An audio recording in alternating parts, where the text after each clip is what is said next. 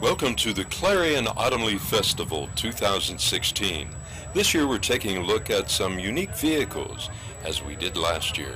So sit back, relax, and enjoy. What is your name, sir? Frank Arman, Where do you live? Rochester, New York. What kind of car is this? It's a 1970 Opel GT. It's got a 1,000 horsepower Chevy small block engine in it. Do you actually compete? I do race it at times, yes. Where do you race? Oh, all over on the East Coast mostly. What does that mean? Philadelphia, New York, Boston? Indiana, Virginia, Pennsylvania, Ohio, New York. Do you win enough to make it worth it, or is it just a hobby? Yeah, well, it helps when you get paid to race, which I do, so that takes kind of the edge off it a little bit. I see you have some sponsors there, some stickers on. They actually contribute? They help you out a little bit, price-wise, with the parts. That's wonderful. Could you describe the car technically? It has the Chevy motor, you said? Chevrolet motor. Yeah, it's got a 871 supercharger on it with an underly injector, and it runs on E85 fuel, which is 85% ethanol. Tell me about the inside of the motor. What are some other features? Well, it's got a high-dollar crank in it. You know, they've got different manufacturers of the crankshafts. It's got a good chrome moly crankshaft in it, chrome moly rods, Ford pistons, dart heads. It's a pretty stout motor. It's built for strength besides for speed. So the frame, how do you make a frame for a car like this? Well, you kind of just cut the middle of the car out and see what it takes what it needs for a chassis. It's kind of like you do it one step at a time. Do you have to test it torsionally to make sure that it's not going to break when you get all that power and the Oh yeah, traction? all the steel, special steel, chrome moly steel. It's special for racing. Is there a pattern you use, or do you just come up with the finished product with your own engineering prowess? No, this one I engineered myself. It was like one piece at a time as you go. Being such a small car, it's like, you know, to plan it ahead of time was hard. You had to lay it out as you went. Do you have another job, or is this a full-time job? Oh, I do have a part-time job. You know, mostly semi-retired, so it's time to play now. So yeah, that's what I was going to say. It probably is. How old are you? I am 69. Are you really? Yes. Well, you don't look it. Oh, thanks. So you have probably at least another decade of fun ahead of you. I got to do this until I grow up. That's never going to happen. There you go.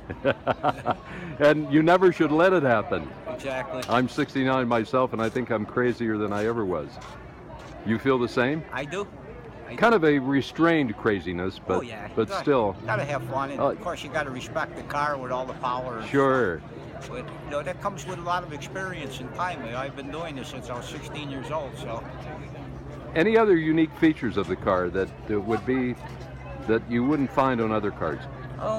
No, other than it's all just a hand-built car. You know, and there's a lot of guys that get into their own projects and construct their own vehicles. I sure do appreciate the interview. It's an amazing car, and I've seen lots of people with cameras. They want to probably go home and try to recreate it, but they'll need more than that to build it, right? It takes quite a bit of work. How much money do you think you have in it? Oh, probably about 65, 70,000. That doesn't sound like too much, really, for a competition machine like that. No, not doing your own work. If you had to have it shop it out, you'd probably double that in price. You know, it takes the edge off of doing it yourself. Plus, I enjoy it. It's a great hobby. Well, go out and win as many races as you can, and we'll maybe see you next year here, and you can talk about all the victories. All right, sir? I'll be here. All righty. Thank you. Terry, can you describe what your truck is? It's a 75 Chevy, chop, drop, tilt, dump, shaved, boxed, and C-section, and blown. And what does all that mean? It's fun ride. Oh, okay. Fun ride. It's my ice cream truck. Do you compete at all with that kind of a truck? Is it a drag racer? Or? Well, I used to do flashlight drags here and there just to have fun with it. And it is a fun ride. It's a real fun ride. So it's a category in modifying vehicles, and you've done it all, just about. Yeah, pretty much. Yep. How much money do you have invested in it? I better not say. Yeah, go ahead. Oh, I'd say in the mid-30s. Is that right? Yep. Could you get your money out of it if you were to sell it? I don't know. The right person if somebody likes trucks, yes. You know, you got to find the right person for everything. Well, we know your name. Where do you live? Brookville. Brookville. Okay. Yeah, Somebody Brookville, could find you there. Pennsylvania. Yep. Well, Yeah. If I'm sure anybody's interested, they can call. you did all the work yourself? 99% of it. Isn't that something? Yep. Does your wife also enjoy? She's not really into car shows. My daughter is there. Oh, I see. She likes. Her and I used to do a lot of cruising in that thing. Oh, that's wonderful. Yep, we had some fun times in it. Well, thanks. It's beautiful. Well, thank you very much. And I thank you for doing this. I'll let that Chevy pass.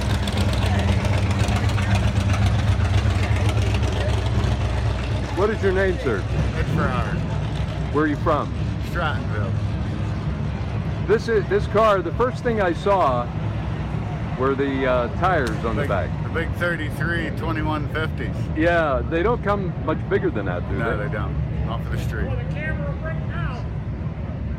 So do you have to get any kind of special classification to have them on? Yeah, you have to have a hot rod plate to run no fenders and that size tire.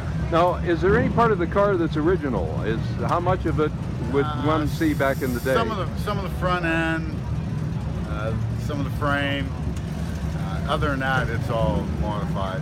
What was it at one It was time? a 27 Ford sedan at one time, and it's still titled 27 Ford sedan, but it's highly modified now. Okay. What are some of the modifications that are unique to this car? It's got a 9-inch four-door end in it. It's got the turbo 400 transmission. It's got a 350 Chevy with an RV cam. It's not real radical, but it moves the car right along. Have you had a dynoed? No, I've never went that far. What would you estimate the horsepower is? Oh, it's probably a little over 300. And But the car weighs probably 1,900 pounds, 2,000. I was about to ask that. With 1,900 pounds, that would It's be pretty almost the same. A 3,800 pound car would have to have 650 horsepower to be as Be about powerful the as this same, is. Yeah. That's amazing. Did you do the work? Most of it. What about the convertible top? How did you do that? That was a kit we bought through, I'm pretty sure Speedway sold the roof for it. Do you belong to a collector's club? No, I don't.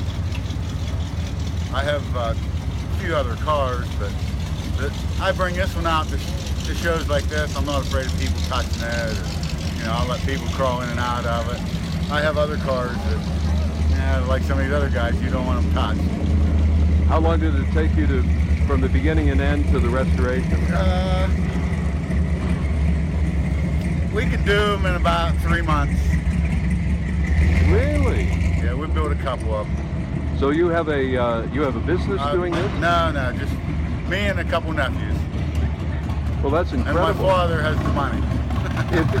If somebody wanted it done for him or her or them, how much would it cost to have a replica? To build something like this, I could probably build somebody one of these for like $25,000. Well, This caliber here. Now you can get a lot more money in them. well, it's beautiful. It's well done. Yeah, there's a lot of time in it, but you can't. I don't charge my time for that. I mean, and it's gotten so easy now with doing them that you can just. Almost mass produce them. Yeah. Well, sir, it's a beautiful car with quite large tires. That's what draws everybody's attention.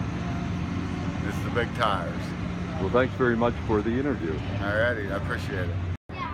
What is your name, sir? Chuck Chrisman, Where are you from? Reimersburg, PA. The car that I'm looking at here that you have is certainly unique with a 1958 Chevy rear end. And is this considered a rat rod? No, it's special construction. Special construction. What kinds of qualifications does it have to have to Well, it be has entered to in that? for safety and exhaust had to have covers on and stuff and things like that. Okay. How long have you been doing this? Well, I finished it in 2010, started it in 2008. Uh-huh. How much do you have invested in it? $4,000. Is that all? That's all.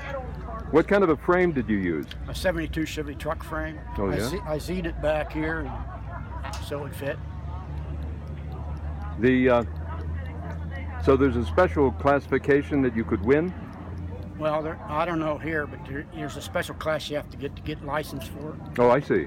Through the state, you mean? Yeah. A reconstructed title of No, such? it's a special construction. Oh, special construction. What kind of a motor is it? It's a 409 Chevy, Oh, from what year? 64. And that was right out of a 64 Well, Chevy? it was out of a bus. Oh, did you? How many horsepower have you had? About three and a half. 3.5. You had it on a dyno? No. This is just kind of guess? Yeah. How fast will it go? That's what people always want to know. I've never had it that fast. I don't want to rebuild it again. Oh, have you had it on a drag strip at all? No. It'll probably smoke the tires though, wouldn't it? Well, it would, but I don't hammer it too hard. Well, thank you very much, sir. Sure It's certainly unique, and we'll have people around the world watching it. And thank you very much. Oh, you're welcome.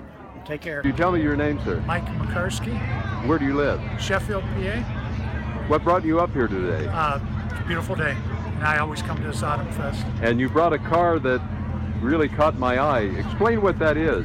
That is a 1950 Studebaker Starlight Coupe. How many coupes were made that year? Sir, I cannot tell you. I honestly don't know. Well, you certainly don't see many of them on the No, road. there's not many left, I'm sure. How long have you had it? I've had it 5 years. And someone else did the restoration? Yes, sir. What kind of a motor does it have in it? It's a 350 Chevy. Oh, is it a standard transmission? No, or- it's automatic, 350 turbo automatic. Has heat and air conditioning. As we get older, we need these things. Have you ever competed before in an antique show or anything like that? Many, many years ago.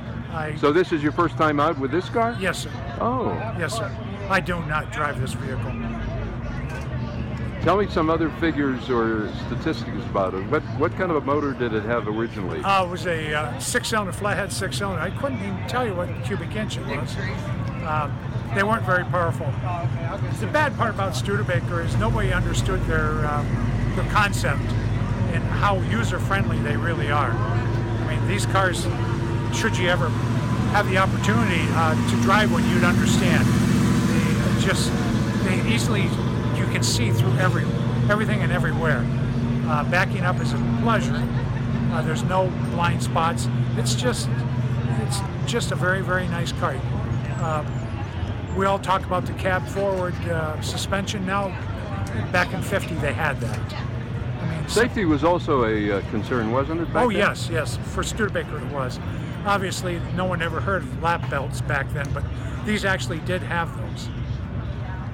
So, but it's just one of those cars that I just had to have on my bucket list. They tried to mimic a not a spacecraft exactly, but rockets certainly. Everyone, Oldsmobile, everyone back in that, that was the era of rockets and going to the moon, and so everybody was on that plateau. And Studebaker, I think, went a bit too far with the nose, but you either love it or you hate it. There's no in between. Well, I'm sure there aren't many that made it through the decade. No. Gee, believe me, no. They around here they'd rust out in no time. So it's just neat to have something different. Although it's hard to find parts for it. I would imagine. You have a sparkling example of it, though. Oh, thank you. I appreciate that very much. Thank you very much, sir. Oh, I appreciate it. Thank you for watching today's program about the Clarion Autumn Leaf Festival 2016. We took a look at some really different vehicles than you see at a typical car show. We'll be back next year with more. Thanks a lot.